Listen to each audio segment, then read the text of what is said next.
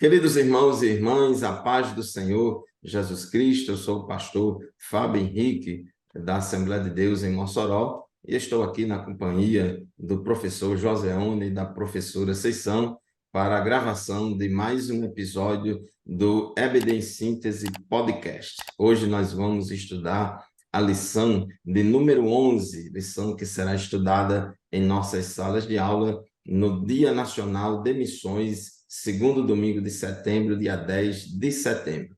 Professor Joseone, professora Ceição, a paz do Senhor para vocês. Paz do Amém? Senhor, a paz do Senhor, professor, professor Fábio, Joseone, os nossos alunos que nos assistem, nossos professores que nos assistem. Nós louvamos a Deus por mais uma oportunidade que Ele nos concede, né, de estarmos gravando mais uma lição, compartilhando aí com os nossos irmãos, aquilo que Deus tem reservado para nós nesse tempo. Amém, professor Joseone, paz do Senhor. Pai Senhor, pastor Fábio, Pai Senhor, professora Ceição, aos alunos, aos professores, graças a Deus. Mais uma aula maravilhosa sobre como a nossa convicção cristã, ela vai desempenhar um papel fundamental da nossa caminhada da fé. Então, é uma lição muito maravilhosa. Espero atingir um público aí bastante significativo e que aprendamos junto hoje a nossa lição. Amém. E hoje nós vamos gravar, a equipe 3 aqui de Mossoró está gravando a última lição deste trimestre e desde já queremos agradecer a todos os irmãos e irmãs, professores e professoras que têm nos acompanhado ao longo deste trimestre no programa EBD em Síntese Podcast. Queremos aqui mandar uma saudação de paz para o pastor Reinaldo, diretor do DENEC, pastor Martim Alves, presidente da nossa igreja, e toda a equipe do DENEC, todos os professores e superintendentes de escola dominical da nossa igreja no estado do Rio Grande do Norte. Muito bem, meus irmãos, a lição de hoje, a lição de número 11, tem como título Cultivando a Convicção Cristã. O texto áureo da nossa lição se encontra em 1 aos Tessalonicenses, capítulo 2, versículo 3, que diz assim: porque a nossa exortação não foi com engano, nem com imundícia, nem com fraudulência. E a verdade prática diz assim: o cultivo da convicção cristã é imperioso para a prática e a defesa da fé em tempo de adversidades. Temos estudado ao longo deste trimestre várias lições de caráter apologético. Todo este trimestre ele tem esse caráter apologético, tema geral, a Igreja de Cristo e o Império do Mal. Como viver neste mundo dominado pelo espírito da Babilônia. A nossa lição de hoje, ela se encontra em o texto bíblico base em 1 aos Tessalonicenses, capítulo 2, versículos de 1 a 12. Professora Ceição, os nossos objetivos de hoje com esta lição estão muito bem definidos, não é isso? É verdade, pastor Fábio. Nossa lição, ela traz como objetivo estimular a convicção espiritual nos cristãos a partir da confiança em Deus. Quando nós estivermos trabalhando este tema com os nossos alunos, nós deveremos enfocar isso, né, que eles precisam ter essa convicção espiritual a partir da confiança em Deus, conhecê-lo. Também compreender a necessidade de ter uma vida irrepreensível, de modo que glorifique a Deus, né? E reconhecer que o amor sacrificial e abnegado, o trabalho abnegado, são essenciais para o crescimento, né, do reino de Deus. Então, é um conjunto e esses são os nossos objetivos ao trabalhar essa lição com os nossos alunos neste domingo. É isso, meus irmãos, a palavra-chave da nossa lição de hoje chama-se convicção. Convicção, certeza, saber o que está fazendo, andar na luz e não andar em trevas.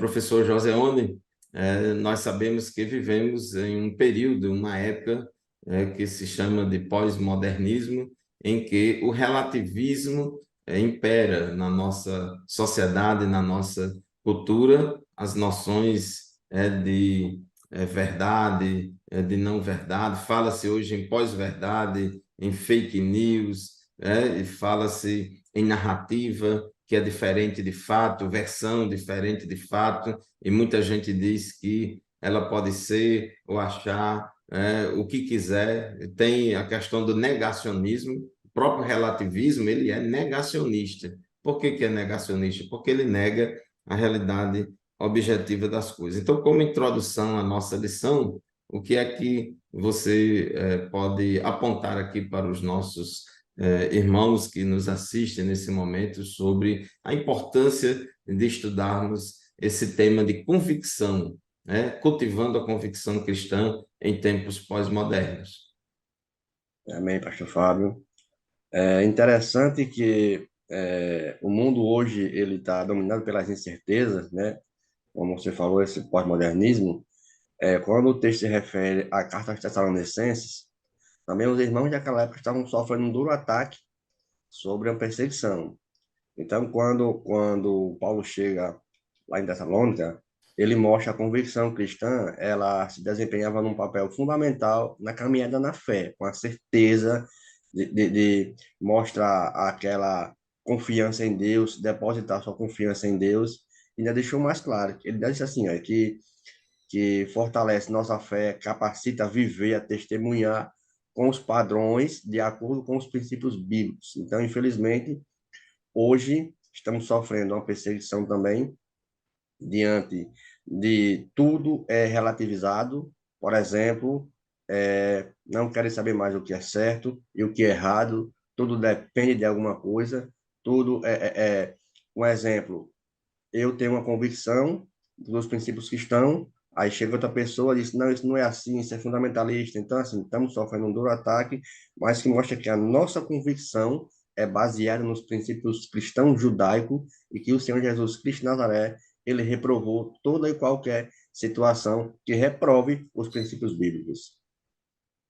É verdade, professor Joselone, queridos irmãos que nos acompanham neste momento. Vivemos numa sociedade que é inundada por dúvidas, incertezas e prega-se muito a ruptura, né?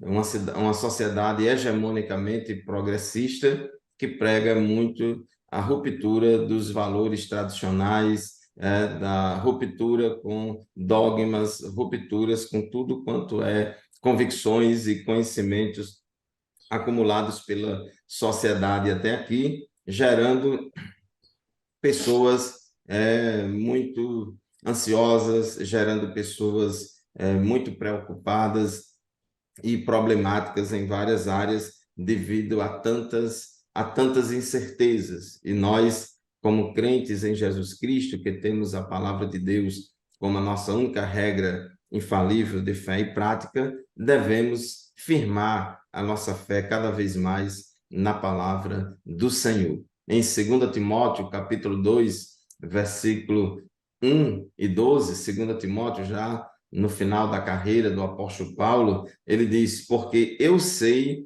em quem tenho crido, eu sei em quem tenho crido, e estou bem certo de que ele é poderoso para guardar o meu depósito até aquele dia. Então, o apóstolo Paulo, ele diz, eu sei em quem tenho crido, nós sabemos em quem cremos, que é em Jesus, e estou bem certo. Então, temos sim convicção, temos certeza da nossa fé. É verdade que não é toda convicção que é boa, não é toda convicção que é verdadeira. Tem pessoas que têm convicção numa heresia, têm convicção numa mentira, têm convicção numa ilusão negacionista. Mas as nossas convicções têm que ser baseadas em Cristo, que é a verdade. Então, Paulo diz, como eu sei em quem tenho crido, e estou bem certo de que ele é poderoso para guardar o meu depósito até aquele dia. Retenha com fé e amor em Cristo Jesus o modelo da sã doutrina que você ouviu de mim. Quanto ao bom depósito, guarde-o por meio do Espírito Santo que habita em nós. Então ele fala de modelo de sã doutrina, fala de convicção e o homem pós-moderno, uma mulher pós-moderna, as pessoas pós-modernas, elas não gostam muito dessa história de certeza, essa história de sã doutrina, essa história de ortodoxia, e trabalha sempre com a dúvida: será, será, será? Então, são verdadeiros semeadores de dúvida. Professora Conceição, o nosso comentarista aqui, ele aborda essa questão da convicção do crente com base em aspectos espirituais, morais e sociais. Então, em relação à questão da convicção espiritual, ele disse que a importância, né, do poder do Espírito Santo. Exatamente. Partindo aqui das palavras, né, de Paulo, que diz assim: o evangelho não foi pregado como um mero discurso racional, né? Quando eu estive com vocês, ele não foi pregado como mero discurso racional, mas, sobretudo, em poder, no Espírito Santo e em plena convicção. Isso nos remete a uma experiência vivida pelo apóstolo e nos traz essa reflexão que, além de nós estudarmos e sabermos, né, intelectualmente quem é Deus, quem é Jesus, nós precisamos experimentar esse poder através da presença de Deus nas nossas vidas. Quando tem sido me dada oportunidade de falar a jovens e adolescentes, sempre reforço com eles a necessidade deles experimentarem em suas vidas quem realmente é Deus e quem realmente é Jesus. Porque, por muitas vezes, só o saber e o conhecimento dentro de determinado ambiente pode não ser suficiente. E nós vamos ter essa necessidade de evangelizar com uma convicção de saber realmente, vivida, experimentada, de quem foi, de quem é o Senhor, de quem é Deus em nossas vidas, do poder do Evangelho, daquilo que ele fez nas nossas vidas.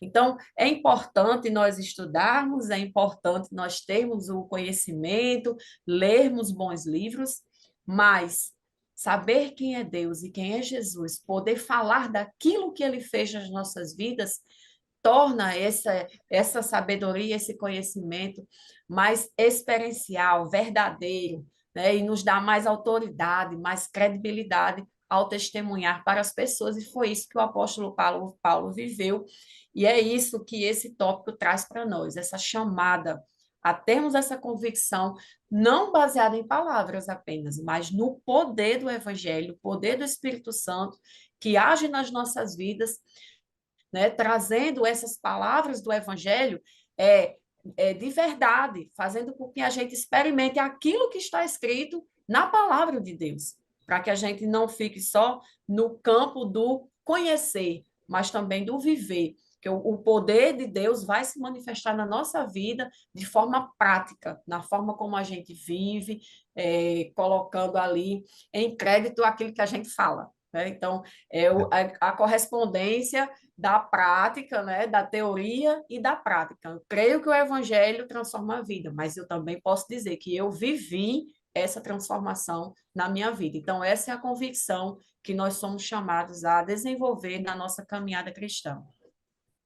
É isso, meus irmãos, o Evangelho não é mera teoria não experienciada, não é mera abstração. O Evangelho não é mais uma ideologia que está sendo apresentada aí no mercado das ideias. O Evangelho de Deus é poder de Deus e salvação para todo aquele que crê, e naquele mundo grego, na Macedônia, na Acaia, nas regiões de Tessalônica, Corinto, Paulo chegou lá não falando de filosofias humanas, ele muito bem poderia ter enfatizado bastante esses aspectos, mas ele disse que o nosso evangelho não chegou a vocês somente em palavra, mas também em poder, no Espírito Santo e em plena convicção.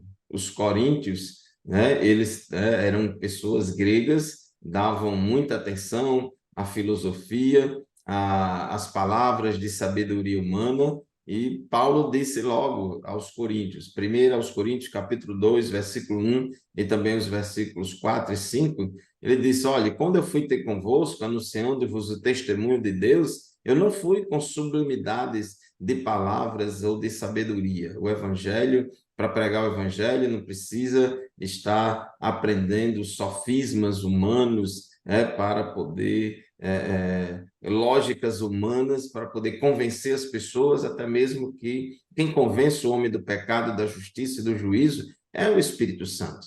Então, Paulo chegou lá em Corinto, não foi despejando lá uma verborragia de palavras bonitas, mas ele disse: a minha palavra e a minha pregação não consistiram em palavras persuasivas de sabedoria humana, mas em demonstração do Espírito e de poder, para que a vossa fé não se apoiasse em sabedoria dos homens, mas no poder de Deus. Professor Joseone, aqui eu me lembro até mesmo de uma época que eu era novo convertido e tinha ingressado no primeiro semestre da faculdade, e lá o professor questionava muito o criacionismo bíblico e pregava muito a teoria da evolução, e eu não tinha, era novo convertido, não tinha leitura nenhuma no tema, nem na área, e a minha convicção de fé em Cristo, a minha experiência pessoal com Deus, a experiência de salvação,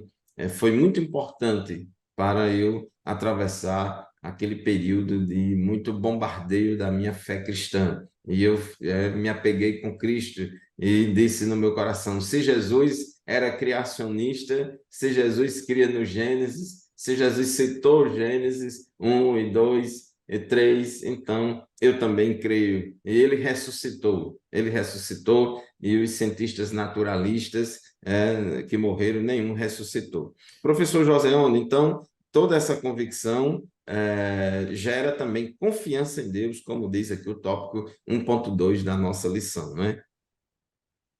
Isso. Eu acho interessante essa parte de confiança em Deus.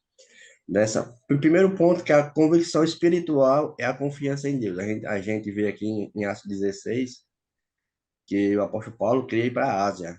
O Espírito Santo: epa, para a Ásia não, você vai para a Europa, que lá eu tenho uma obra para você. Peraí, não é assim não. Isso mostra a nossa confiança, porque quando chegou lá, ele se decontra com uma mulher, uma pitonisa, que dava lucro a seus senhores, e logo de imediato ele tirou o lucro daquelas pessoas. E o que aconteceu? Foi preso. Então, a nossa confiança em Deus basta em quê? Por exemplo, recebe um chamado, eu disse: não, rapaz, não, vá para outro canto. E quando chega lá, é preso. Ele poderia questionar: mas Senhor, você mandou vir para cá e agora eu estou aqui preso? Como é que pode? Eu ouvi sua voz.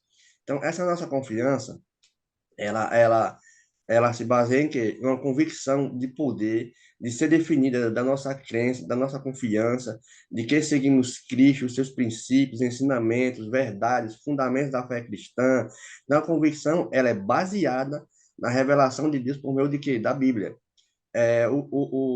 Como o senhor falou, a ciência tem teoria. Teoria, quando tem teoria, está só na ideia, mas Cristo não. Cristo veio e mostrou como é que o mundo foi formado. Cristo deixou bem claro: ó, pelas coisas que você vê, já deixa bem claro quem eu sou, de tudo que tudo foi criado. Então, assim, essas narrativas, ela se baseia na naturalidade, mas nós que temos essa confiança em Deus, é tanto que quando ele chegou, começou a sofrer, ele cita Apocalipse capítulo 2 versículo 10, João, diz: não tem mais coisas que tem que sofrer, eis que o diabo está para lançar na prisão algum de vocês. Então, assim, isso já era notório que isso seria acontecer. Então, nossa confiança em Deus, ela se baseia numa convicção cristã que pode ser definida como firme crença e confiança. Então, devemos confiar naquilo que Deus tem nos chamado. Então, assim, essa convicção, ela está enraizada, deve estar enraizada em uma confiança profunda em Deus. Então, a Bíblia, primeiro ponto, ela nos ensina a confiar no Senhor de todo o nosso coração e não nos apoiamos aos nossos próprios entendimentos, como Salomão citou em Provérbios, capítulo 3 versículo 5, né? Então, isso é teoria, está só na ideia. Então, quando confiamos em Cristo, todas as circunstâncias de nossa convicção, elas são fortalecidas.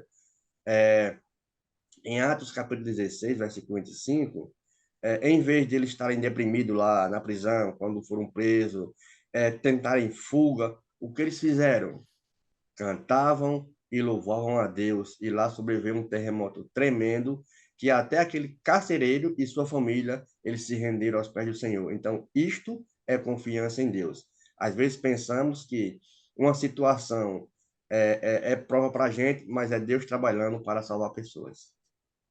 É verdade, meus irmãos, a nossa convicção espiritual, ela decorre da nossa experiência pessoal com Deus, a experiência no poder de Deus. Jesus disse: vocês erram porque vocês não conhecem as Escrituras e nem o poder de Deus. Como crentes da palavra e do poder, nós temos convicção da nossa fé, tanto no âmbito racional, teórico, racional, cognitivo, como também no âmbito experiencial, né, da experimentar o poder de Deus. Então, nessa perspectiva, como diz aqui no final do tópico 1.2, somos encorajados a não desfalecer na pregação do Evangelho, mas confiados em Deus, jamais recuar, mesmo diante das ameaças de prisão ou de morte. Aqui o comentarista ele fala de Apocalipse 2:10, quando Jesus disse àquela igreja: não tenha medo do que você está prestes a sofrer.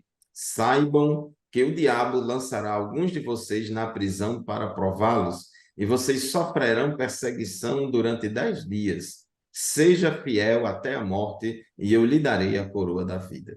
Então, a igreja ela está sujeita à perseguição, nós estamos sujeitos até mesmo à prisão e à morte. Porém, nada disso deve nos amedrontar, nada disso deve fazer a igreja recuar no firme propósito de falar a verdade da palavra de Deus a todas as pessoas. Nós vivemos em um mundo de intenso patrulhamento ideológico contra a igreja, de intensa perseguição contra a fé cristã. Vivemos já porque o mundo ele é hegemonicamente progressista, sem Deus e contra Deus.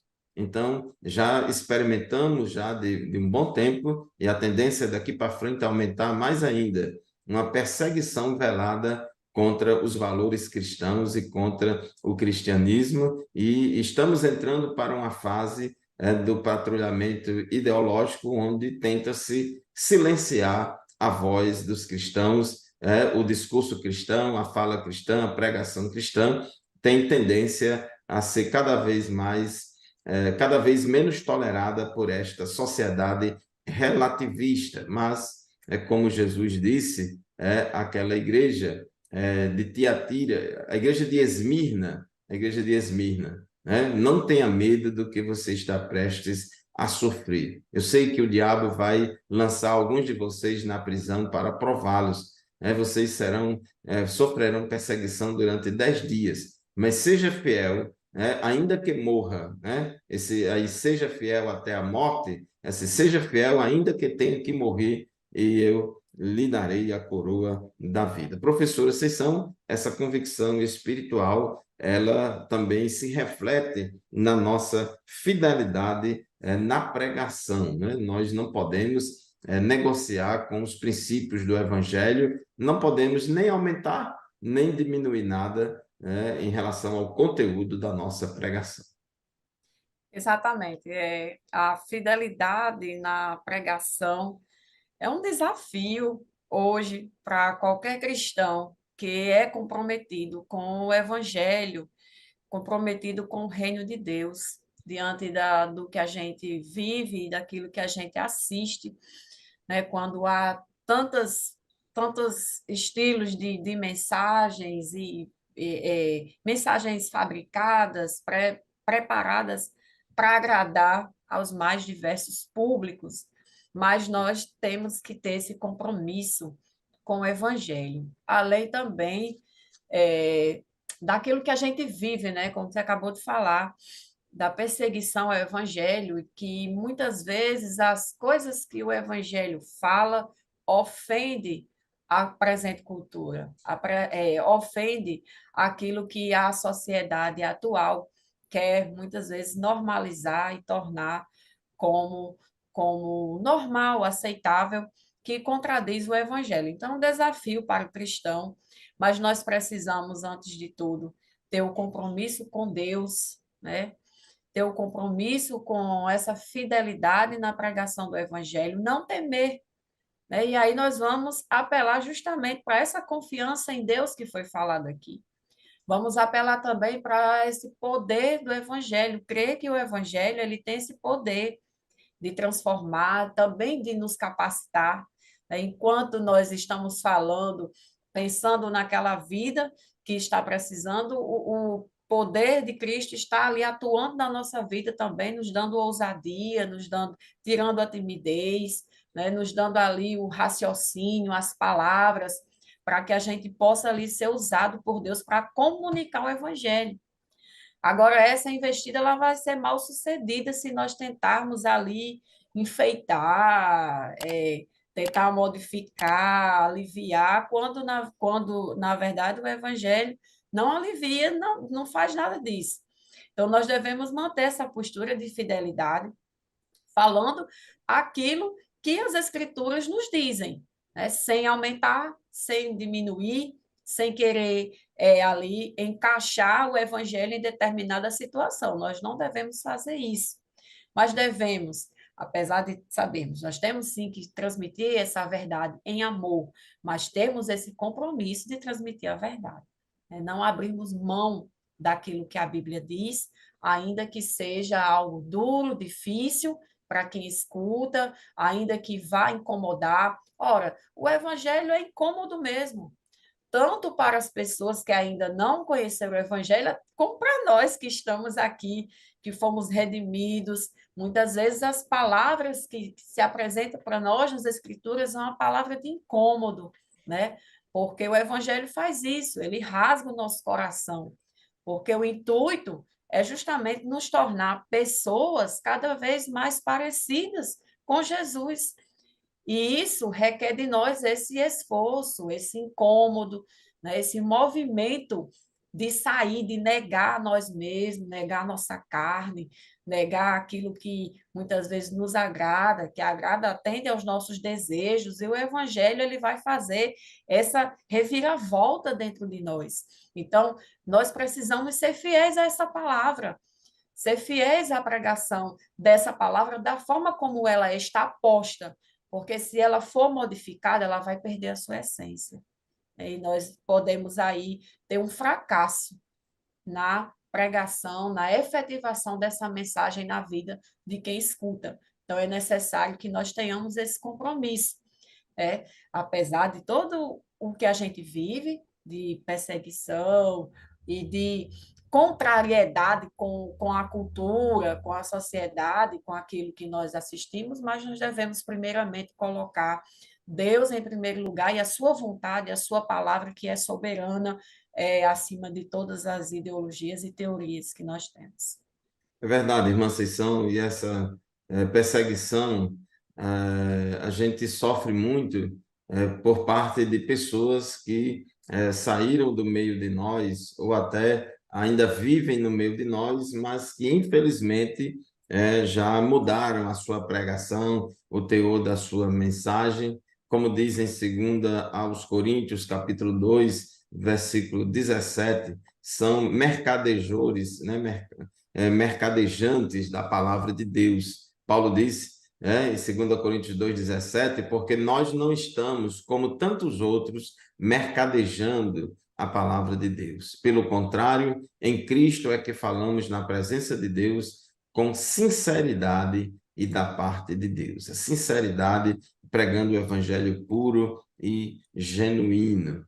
Ele escrevendo a Tito, no capítulo 2, versículo 7, ele disse: em teu ensino, mostre integridade e seriedade. Então, nós, como pregadores do Evangelho, ensinadores do Evangelho, temos que ser fiel à sã doutrina, a esta palavra que nos confiou o nosso Deus por meio das Escrituras. Tópico 2 da nossa lição fala de convicção moral, né? Convicção moral. Professor Joseone, ele fala aqui, o nosso comentarista, sobre a necessidade que temos de ser reto nas nossas ações. Retidão no pensamento, retidão nas crenças e retidão também nas nossas ações.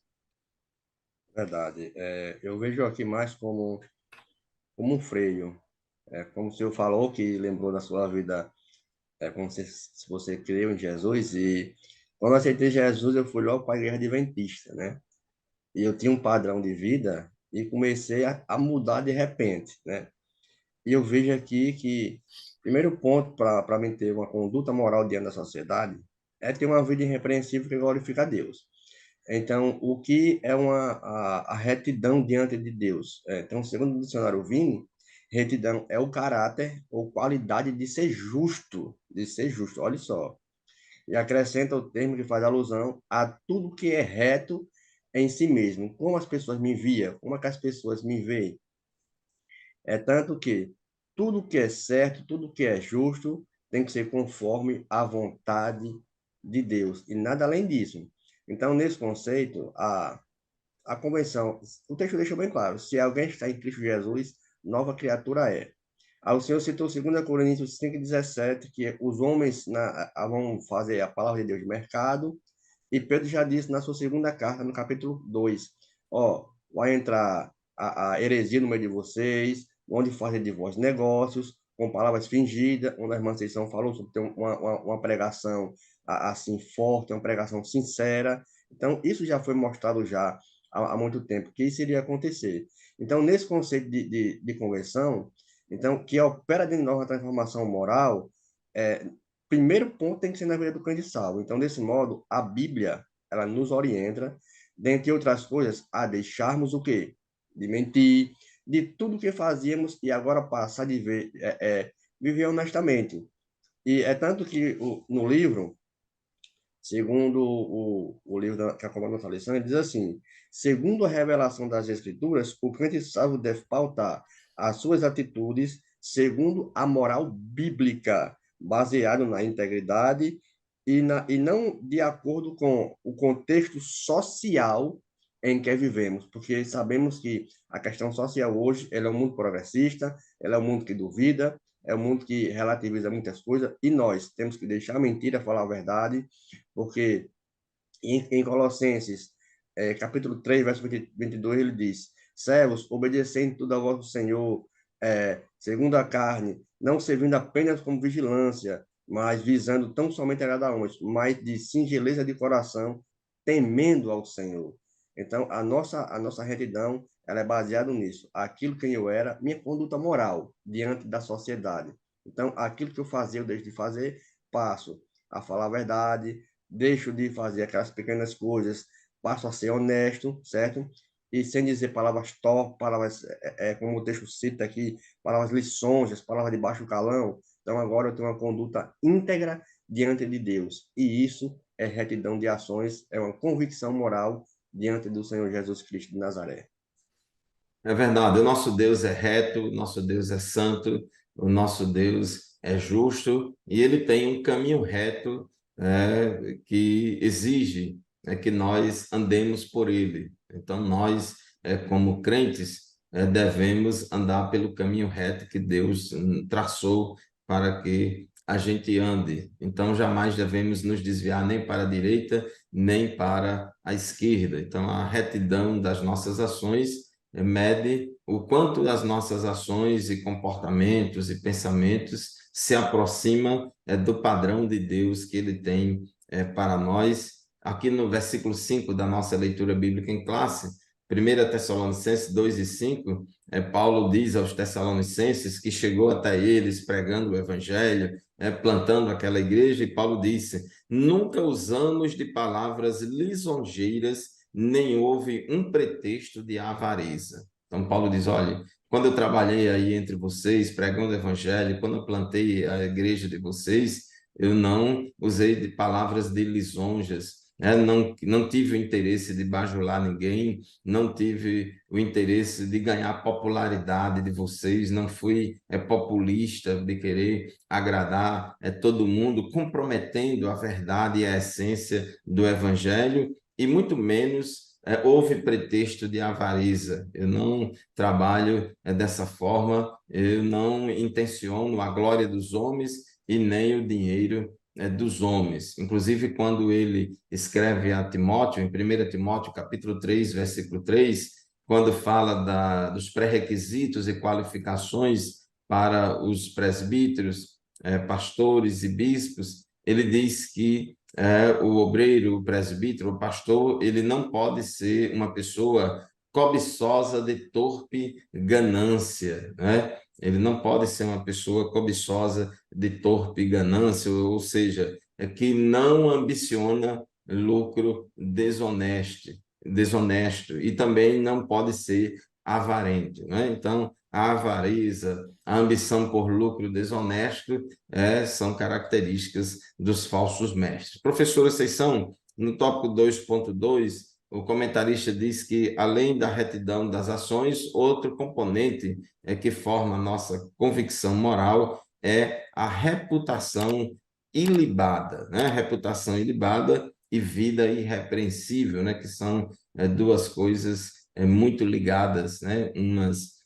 Umas às outras, e nós vemos aqui que reputação e caráter são duas coisas assim diferentes. Normalmente os falsos mestres, eles se preocupam mais com a reputação do que com o caráter.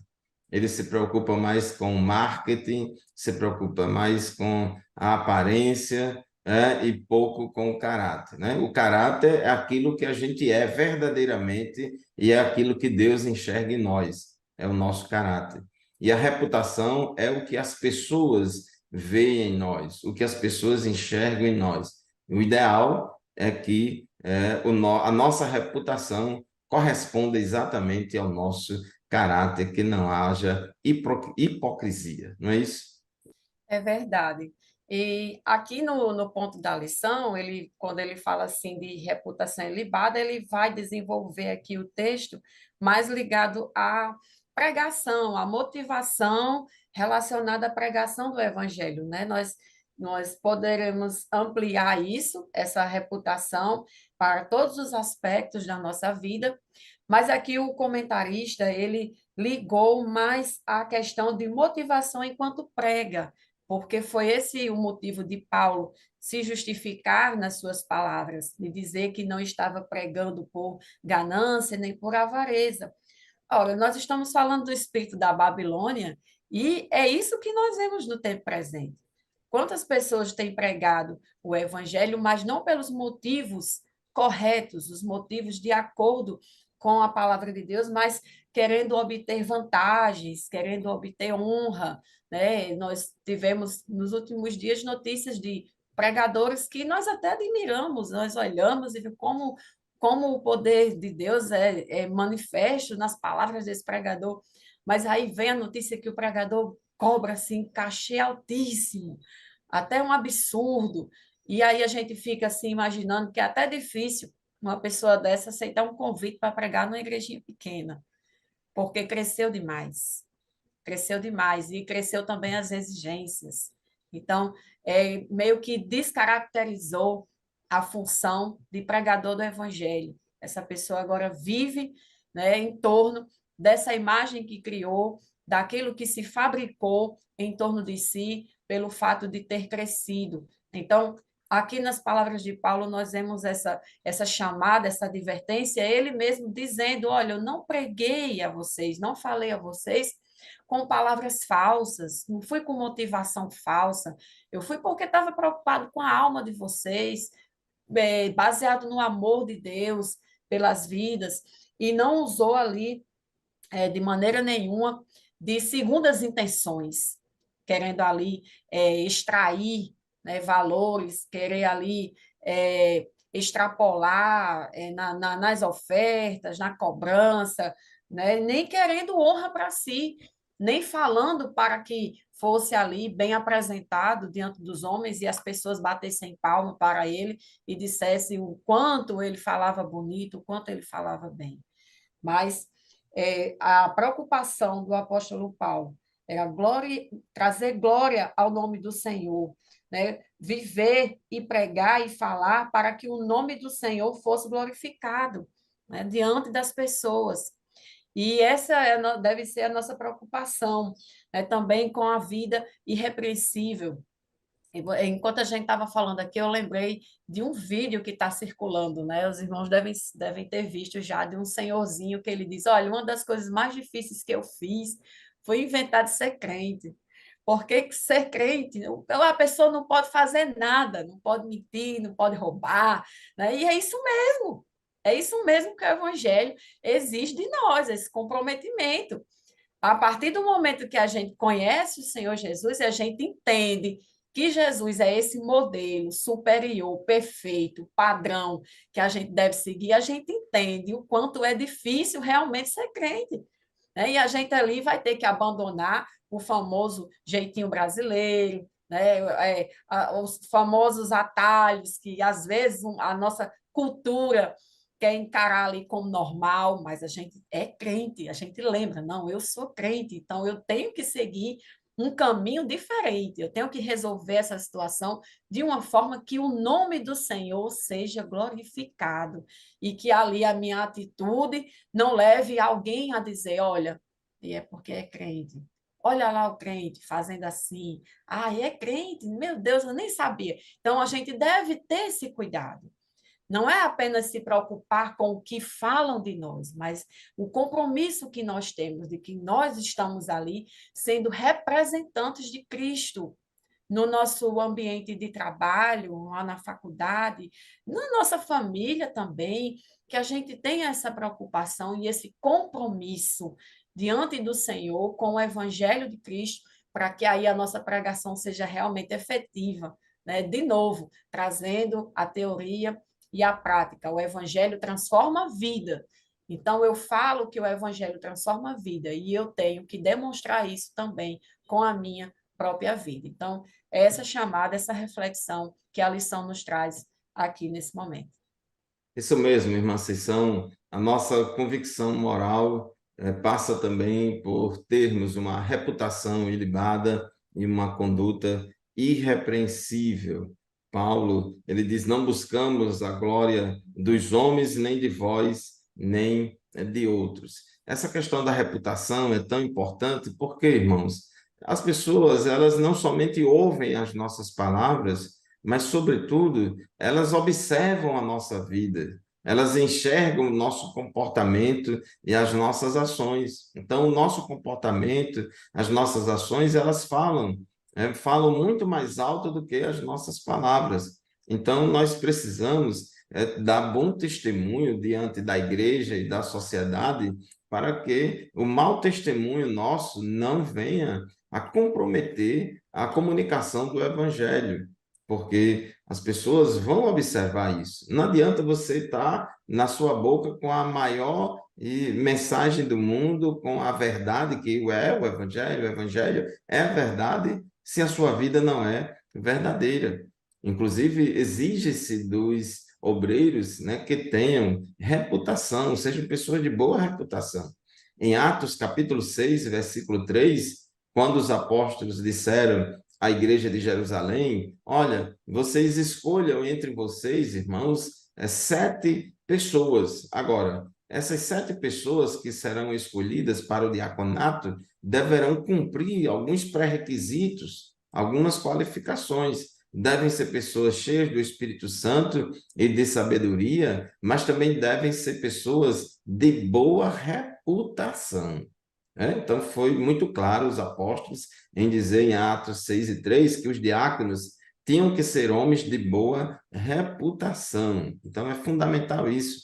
Paulo também, escrevendo a Timóteo, no capítulo 3 da sua primeira carta, quando ele fala das características, dos pré-requisitos dos pastores e dos presbíteros, ele diz: também deve ter boa reputação perante os de fora, para que não caia em descrédito e nem na cilada do diabo. Nós, irmãos, como igreja, somos coluna e firmeza da verdade. Jesus disse: assim brilha a vossa luz diante dos homens, para que vejam as vossas boas obras e glorifiquem o vosso Pai que está nos céus. Então, temos que ter uma boa reputação, temos que espalhar luz neste mundo de trevas. Se temos um mau testemunho, temos uma má reputação, então isso vai comprometer o nosso trabalho na obra de Deus. Ter uma conduta irrepreensível é uma obrigação de todo cristão, mas principalmente daqueles que estão à frente da obra do Senhor, né? Ter uma conduta que não deve, que não pode ser censurada, que não pode ser censurada. Então, Paulo, aqui em 1 Tessalonicenses 2:10, diz que, olha, eu quando estive entre vocês, trabalhei aí em Tessalônica, né? Eu tive uma postura, eu tive uma conduta santa, justa e irrepreensível, né? Eu tive uma conduta santa, justa e irrepreensível. Em 2 aos Coríntios 6:3, Paulo diz: não damos motivo de escândalo algum, em circunstância alguma, para que o nosso ministério não caia em descrédito. Uma má reputação, uma conduta repreensível faz com que o nosso ministério caia em descrédito, mina, acaba, destrói a nossa credibilidade, e assim nós iremos escandalizar o evangelho, escandalizar as pessoas e servir de pedra de tropeço para as pessoas.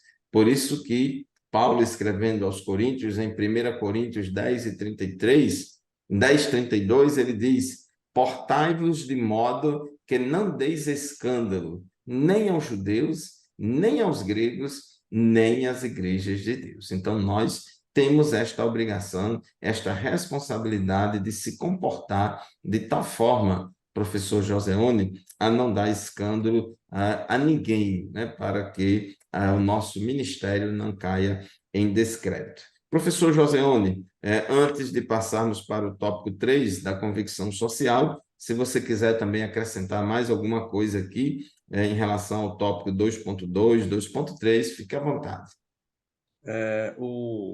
A vida irrepreensível, como a lição nos mostra, e você frisou bem, é uma vida que não pode ser censurada. Então, quando Paulo chega, ele cita, como eu apresentei para vocês, apresentei de modo santo, de modo justo e de modo irrepreensível.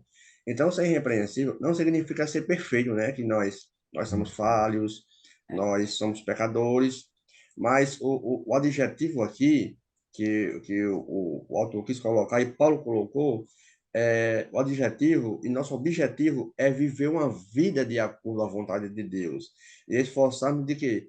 De seguir um padrão de vida, um estilo de vida que reflita em quê? Principalmente nos princípios bíblicos e nos mandamentos divinos, né? Então, assim, tudo que o Paulo e seus companheiros fizeram foi honrar a Deus, né? Então, não era apenas o temor a Deus que motivava eles, mas o amor que eles tinham em Cristo e que esse amor controlava os seus atos. Então, se eu digo que eu estou em Cristo, eu devo agarrar isso firmemente, que Cristo ele deve controlar os meus atos. Tanto que Paulo, ele cita 3 vezes, como você já citou na passagem, Paulo diz, olha, vocês são meus imitadores. E em 1 Coríntios 4:16, ele repete, você me imite. Seja, como é que eu sou? Eu sou santo, sou justo, estou irrepreensível. E lá em Coríntios 11, ele repete, sede vós, meus imitadores, de tanta confiança que esse homem tinha em Deus e tinha um padrão irrepreensível. Não porque pecava, mas porque confiava em Deus. É verdade, meus irmãos. Só fazendo aqui uma síntese sobre os principais tópicos da nossa lição de hoje. Nessa lição, estamos estudando aspectos espirituais, morais e sociais que formam a convicção cristã. Então, no tópico 1 da nossa lição, falamos sobre os aspectos espirituais que formam a nossa convicção cristã. Acabamos de falar sobre alguns aspectos morais que também formam a nossa convicção cristã, e agora vamos para o tópico 3 da nossa lição, falar de aspectos sociais, né, que formam a nossa convicção social, né, aspectos sociais que formam a nossa convicção cristã. No tópico 3.1, diz que um desses aspectos da nossa convicção social é o bem-estar comum. O bem-estar comum alcança o homem em suas necessidades físicas e espirituais. O cristianismo, ele vê as pessoas como seres integrais, compostos de corpo, alma e espírito, né? Corpo, alma e espírito são partes indissociáveis do nosso ser. Nós não podemos dizer que somos um espírito, que temos uma alma e que vivemos presos dentro de um corpo. Não, não, senhor, absolutamente. O nosso corpo é parte integrante do nosso ser, né? Somos seres integrais, completos e indissociáveis. E a Bíblia mostra claramente que a missão da igreja é pregar o evangelho a toda criatura, é fazer discípulos de todas as nações e praticar as boas obras, as quais Deus preparou para que andássemos nelas como testemunho vivo da nossa fé verdadeira. Professora Ceição, o que é que Tiago coloca? Ele chama atenção para esse aspecto, né, de que a verdadeira fé produz boas obras e as boas obras que praticamos, elas dão testemunho da nossa fé verdadeira, não é isso? É verdade. Nós, através das nossas ações, nós refletimos esse amor, né, que nós conhecemos através de Cristo Jesus. Não praticamos as boas obras para adquirir salvação, nem barganha com Deus, nem em troca de um lugar no céu, né?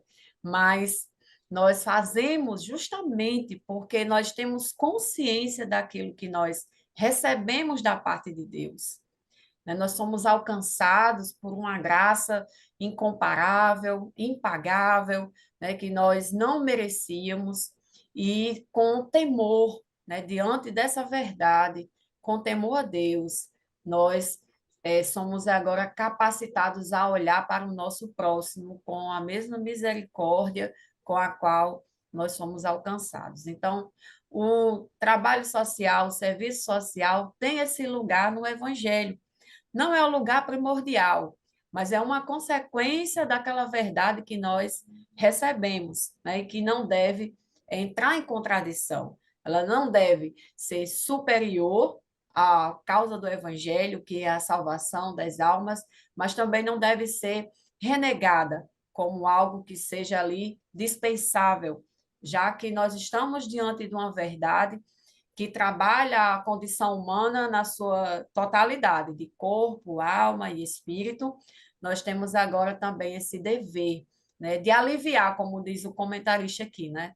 Nós não temos essa capacidade de resolver os problemas do mundo, e nós não vamos resolver, muito menos da cultura, as distorções, aquilo tudo que a gente convive hoje em dia. Mas nós temos, sim, uma capacidade, enquanto sal e luz nesse mundo, de trazer um alívio ao sofrimento humano, e a igreja exerce esse papel desde muito tempo. A igreja aí tem na sua história fundação de hospitais, várias missões, em tempos de guerra, em tempos de dificuldade, de miséria humana, nos maiores conflitos humanos, o cristianismo se sobressaiu, né, no trato, no cuidado com as pessoas. Nós temos vários pais da igreja que se envolveram com as questões sociais, com orfanatos, para cuidar de crianças órfãos de pais em períodos de guerra, e assim continua hoje. A igreja continua exercendo esse papel. Muitas vezes não é conhecido, né? Às vezes a igreja é muito criticada e não reconhecida nas suas ações que pratica e faz, né, em prol daqueles que são mais desprovidos socialmente, mas nós temos aí essa função, e cabe a cada cristão, né, que tem um compromisso com o evangelho do reino de Deus, que sabe, né, daquilo que recebeu, sabe do amor que o Senhor Jesus tem pelas almas que sofrem, né, tem também essa missão, essa função de exercer boas obras, e com a motivação correta, no seu devido lugar, né? Uma motivação bem colocada, de acordo com aquilo que o Evangelho nos diz a respeito da prática das boas obras, né? Que é glorificar a Deus, glorificar o Senhor Jesus através das nossas ações. É verdade, meus irmãos, nós sabemos que as boas obras não salvam ninguém, porém, aquele que é salvo deve praticar as boas obras, as quais Deus preparou para que andássemos nelas como testemunho vivo da sua fé verdadeira em Cristo, conforme o apóstolo Tiago também, ele cobra isso. São dois extremos que temos que evitar.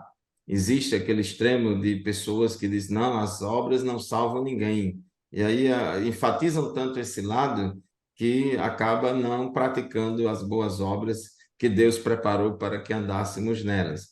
E já tem outros que vão para outro extremo, que quer transformar a igreja numa ONG ou num partido político, numa instituição de ativismo social para resolver todos os problemas de injustiças sociais que existem no mundo e se colocar a igreja numa espécie de ativismo social para poder mudar as estruturas injustas, sociais, injustas e econômicas da sociedade para trazer o reino de Deus aqui na Terra e montar uma espécie de reino de Deus laico, né, sem Deus. Então a gente precisa ter cuidado.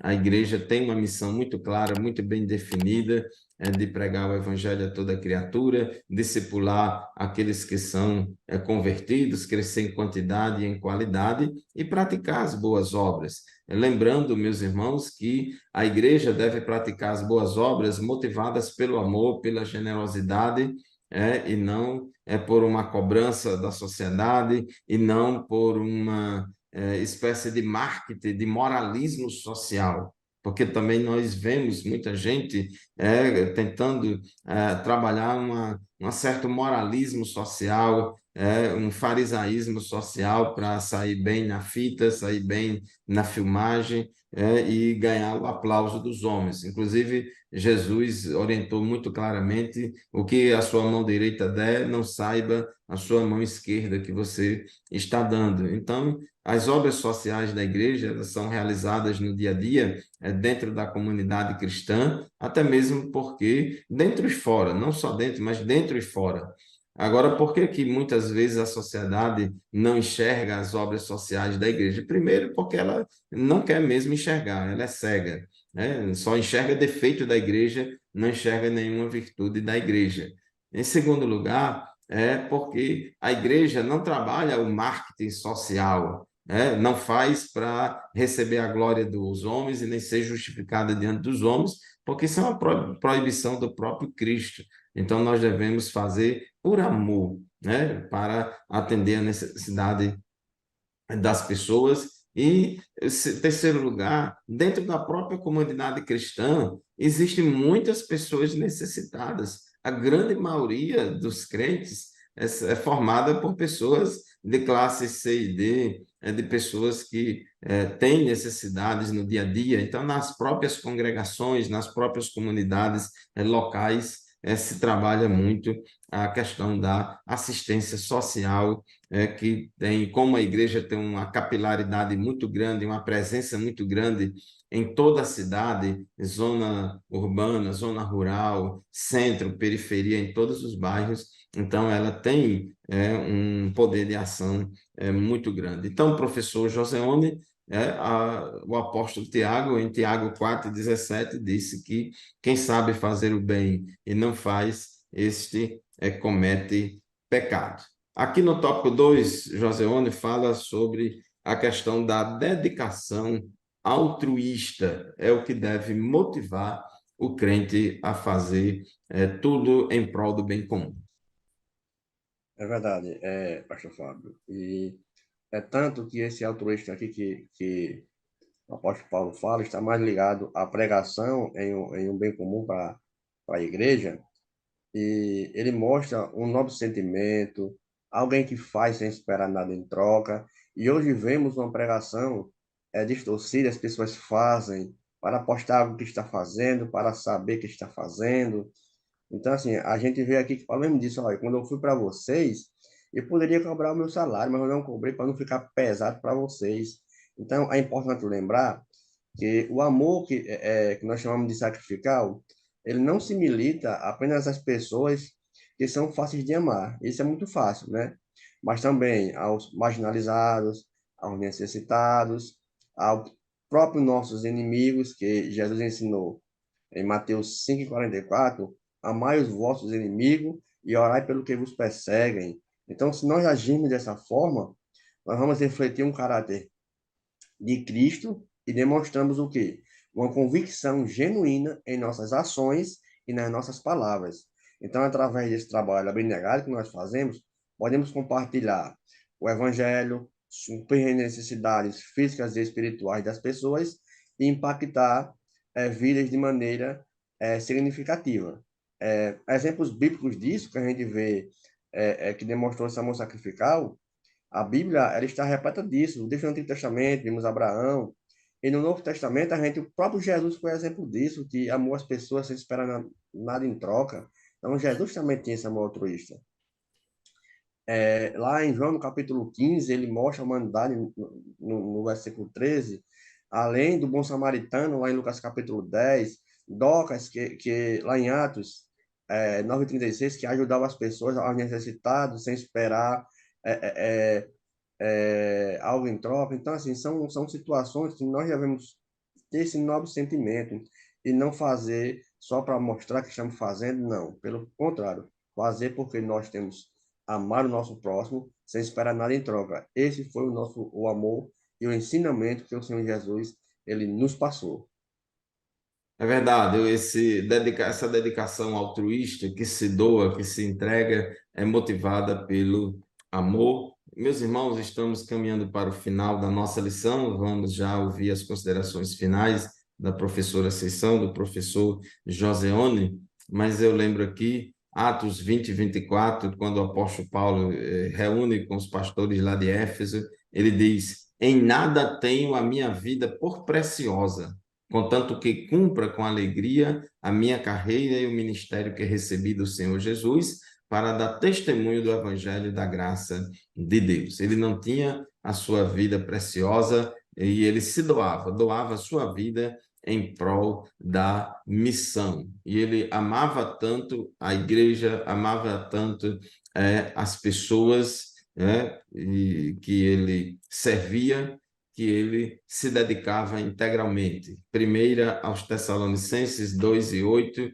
ele diz: sentindo assim tanta afeição por vocês, afeição pelas pessoas, não é pelas coisas, tanta afeição por vocês, decidimos dar-lhes não somente o Evangelho de Deus, mas também a nossa própria vida. Então, o pregador do Evangelho, o obreiro da obra do Senhor, ele compartilha com as pessoas não somente o Evangelho, mas a sua própria vida, né? Decidimos dar-lhes não somente o Evangelho, mas também a nossa própria vida, porque vocês se tornaram muito amados por vós. Então, meu querido irmão, minha querida irmã, o amor é uma força poderosa. Professora, essas são suas considerações finais.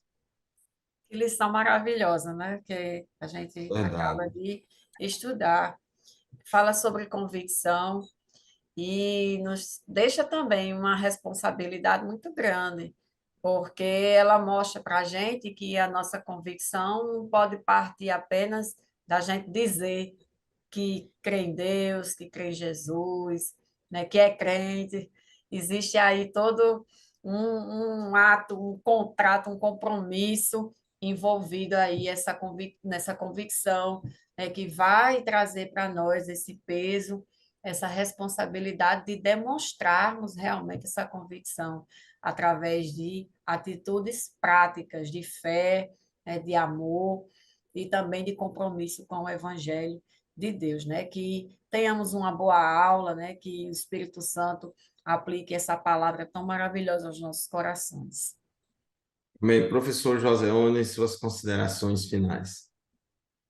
Obrigado, pastor Fábio, obrigado pela sessão. Mostrar que a nossa convicção está na confiança em Deus, né? E que a Bíblia nos fortalece e não só nos capacita a enfrentar os desafios aí que vai vir, e que nós possamos glorificar a Deus diante de tudo o que vier e o que passamos. E eu queria deixar uma frase de um cientista que ele estava em um debate com os progressistas. E essa frase ele me impactou bastante. Ele disse assim: as pessoas que odeiam a verdade são as que mais sofrem com a verdade. Então, que Deus em Cristo nos abençoe e que nos traga uma boa aula para nossos professores e alunos que entendam a nossa convicção que está firmada na nossa fé cristã. Pois é, meus irmãos, a palavra-chave desta lição é convicção, é certeza, né? É verdade, né? Que é um antídoto poderoso contra o relativismo pós-moderno. Jesus disse: Conhecereis a verdade e a verdade vos libertará. E a verdade quem é? É Jesus. A verdade é Jesus, ele disse: Eu sou o caminho, a verdade e a vida. É o Verbo que se fez carne e habitou entre nós. E ele disse: Se o Filho vos libertar, verdadeiramente sereis livres. Então, meu querido irmão, minha querida irmã, você que é professor, professora da escola dominical, aborde esse assunto com muita alegria, com muita convicção no seu coração. Tenho certeza que vai ser uma bênção a sua aula. Dedique-se ao estudo da palavra de Deus, dedique-se ao estudo da lição. Continue nos acompanhando semanalmente no programa EBD em Síntese Podcast. E lembrem-se todos, este programa e nenhum outro substitui a aula da Escola Bíblica Dominical lá na nossa classe, lá na nossa sala de aula, na nossa congregação, aprendendo uns com os outros, sendo direcionado ali pelos nossos professores. Muito obrigado pela sua audiência. Nós formamos a equipe 3 do programa EBD em Síntese Podcast. Professor Joseone, professora Ceição, muito obrigado pela participação de vocês conosco neste programa ao longo deste trimestre. O próximo programa já vamos gravar a lição nova do novo trimestre da Escola Dominical. Vamos falar sobre missões transculturais. Hoje gravamos a lição de número 11, mas daqui a 3 semanas já vamos estudar aí revistas e lições do próximo trimestre. Obrigado a todos vocês, a paz do Senhor e até o próximo programa, se Deus quiser. Amém.